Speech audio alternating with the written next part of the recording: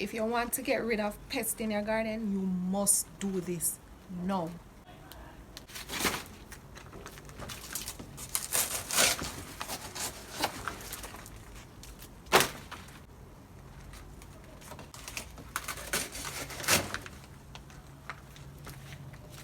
Welcome and welcome back to another Gardening with Stacey.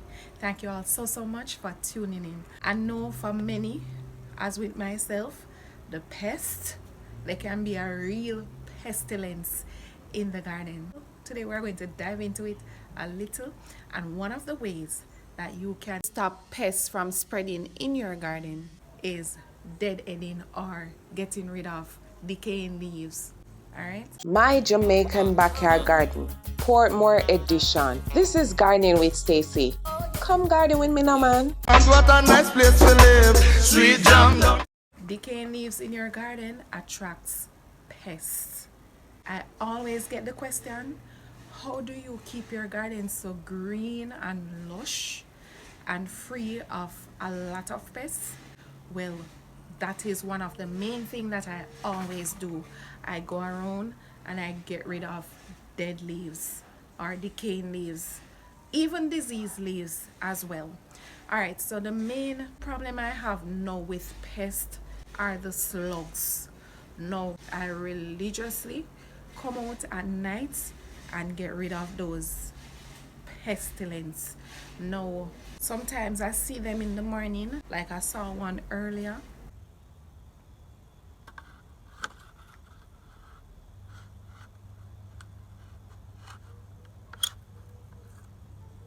I'm seeing them now at a minimal, so I'm so grateful for that.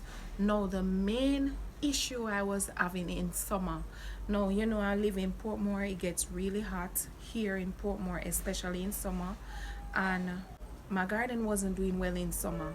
I must tell you, it's not because of the heat, because if there isn't anything that I do in my garden, I always mulch.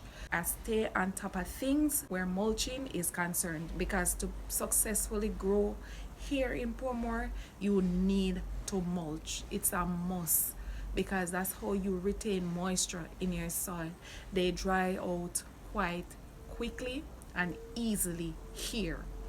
All right, it was mainly the unicorn snails and the slugs that were damaging my plants, and that caused my garden, instead of going forward, keep going backward. I remember I was saying, no man, this is getting out of hand, and that's when I took the phone and I went on Google and I started my research, and I delved deeply into researching how to stop these things, especially the unicorn snails.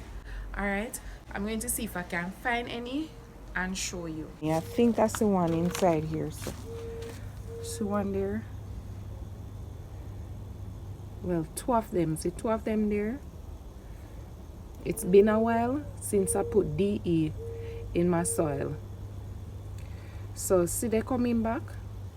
Alright, so what happened was that the unicorn snails, they took over my soil.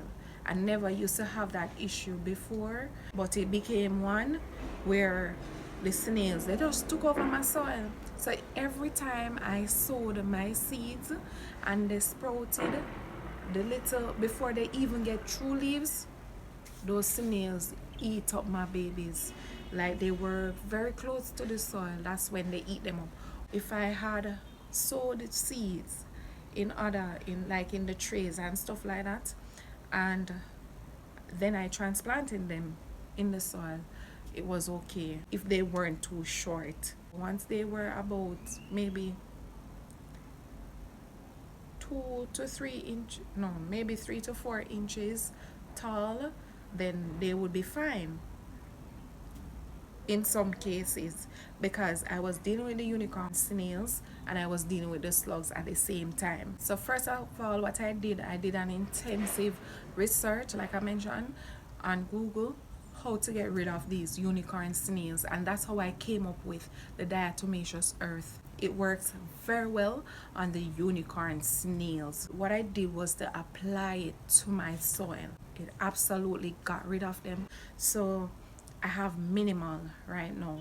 It's been a while. It's when I thought about this video last night, I said, you know what, I'm going to apply it again to my soil just in case. And this morning when I came out and I was looking in the containers and I saw that one that I just showed you, I was like, really time now to apply it again, because that was what was happening to me in summer. Every time I sowed my seed, they were eaten down. When some of them do got to a certain stage, they were being eaten down. So those were dealing with my seeds and my little babies. And then when they grow up, the slugs were eating them. Can you imagine? So yeah, so that was my main issue in summer. Of course, life was life, you know, but as it relates to my plants and growing and producing, yes, that was my main issue. So I kept planting, and some of you know, because you've seen it. I kept planting, the things not coming up because they're not getting a chance to. And so I said, no man, there was one point I just got miserable. I was like, what is this? And believe you me, if you're having issues with the unicorn snails, the diatomaceous earth, it does work. It worked for me. Of course, you can go about drenching your soil and stuff like that, but when I came upon it, I said, you know what, I'm going to try it. Usually as they turn little baby plants, they eat them up. So now you can see that my seedlings, because of the DE, are getting a chance now to survive.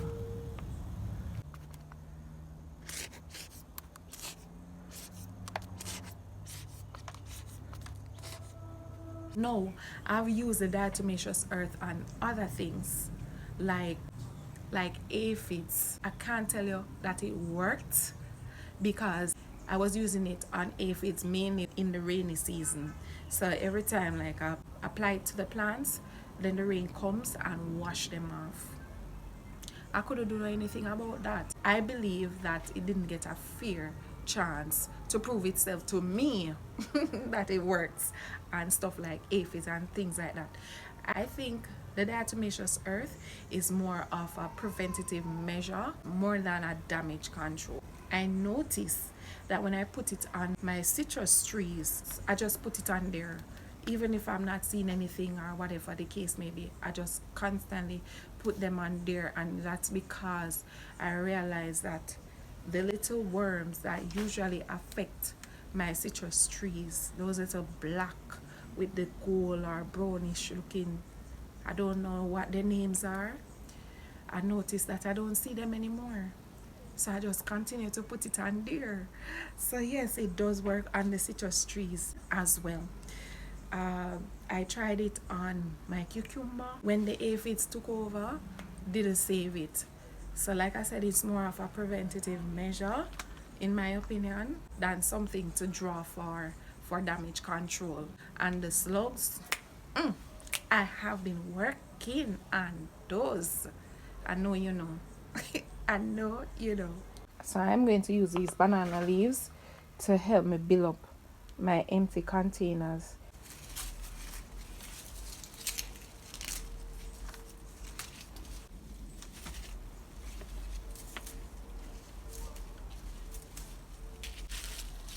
So removing decaying leaves does attract less pests. Alright, I have minimal pests in my garden. Removing dead leaves or decaying leaves not just help with pests, it also helps your plants to thrive better, because what it does is free up the nutrients, so you will get new growth, as well as the plants will focus on other things like fruiting or developing. Alright, so that is also another thing for getting rid of decaying or dead leaves. So like I've mentioned, I do get aphids, but at a minimal, right? And that's because I try to stay on top of things. Where those things are concerns, I generally check my plants. I do. It takes time, but it is worth it. I rather to prevent than to do damage control. It's much easier for me than to be dealing with them. Alright, I do get aphids, but at a minimal. And when I said at a minimal, at an extreme minimal, because what I usually do, I check my plants on a regular I'm not going to tell you I do it every day. No, I try to do it regularly. And as soon as I spot any aphids, like I was looking around earlier, and I looked on these leaves. It's like for me, like over time looking at some of my leaves, I can tell that something is going on. All right, so I noticed that there are aphids under here. All right, so usually depending on where the plant is or what the plant is, I would use the hose at high pressure and spray off the aphids. Or like I'm going to do now, I get me some water and I wash off those particular leaves that are affected. I rub them out like this and wash them off. For some people that they affect a lot of their plants, no, this wouldn't be feasible for you to go around and to do this. And so use your hose at high pressure, right? And just spray down the plant and get rid of them. Well, this is one thing that I do, right? And if I notice, if I come back, you see, it's barely here. That is to show you that I caught them at the right time, right? So that is important to check your plants. All right, so if I come back here a few days and I see them, because I will come back to check, and I see them, I will get me some garlic water and spray these babies down.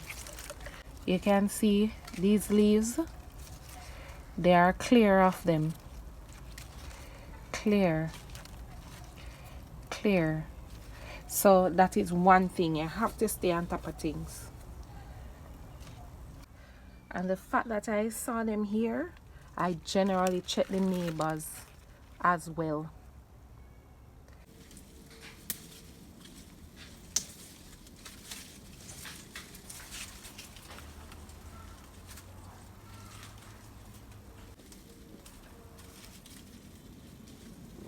So once your leaves are not diseased, you can always put them in your compost, bury them in your container, or just drop them in your containers. They will break down over time. Or you can use them to fill up your empty containers, like you see what I'm doing. So once they're not diseased, it's quite fine. But if they're diseased, you need to get rid of them.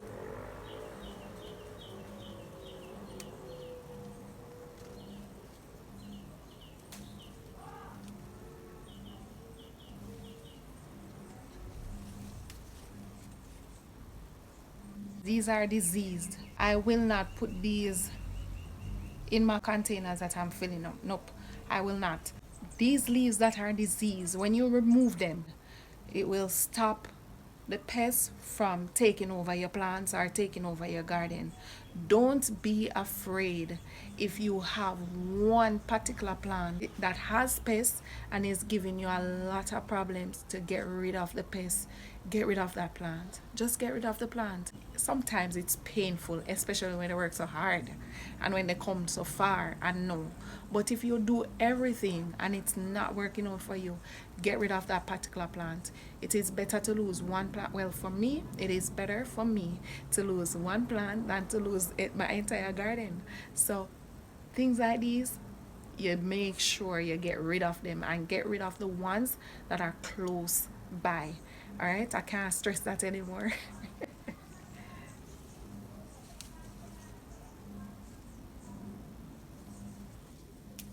We don't have squirrels and stuff like that here in Jamaica, but what we do have is cat. Guys, I don't own a cat. I don't own one, but look what they did to this. They destroyed it, literally destroyed it. No, I don't have a cat, but my garden always have cats. The one is right there as we speak. You looking? Say hello. Yes, it's you are talking about. Oh, you're shame? Oh, you're not shame again? You hold on your head, then you hold it up back. So you did shame at once, but you're not shame no more. Alright. That's what they do. They come and they do as they please in my garden. Like, I can literally see where they slept inside here. So, because see, my pak choy, look at it. And my lettuce right there.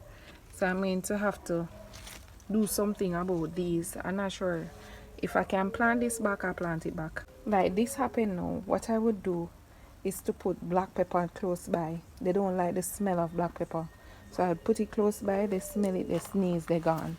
But because they're helping me out, because someone told me don't run them when you see them, the fact that you're afraid of lizards so much, they are good to have around your garden. So I just load them so they just come in as they please and do as they like these days. Yeah, because they're helping me with the lizards.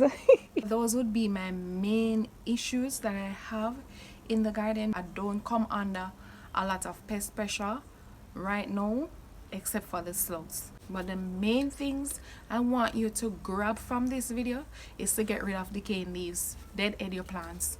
All right, those attracts pests. Secondly, check your plants.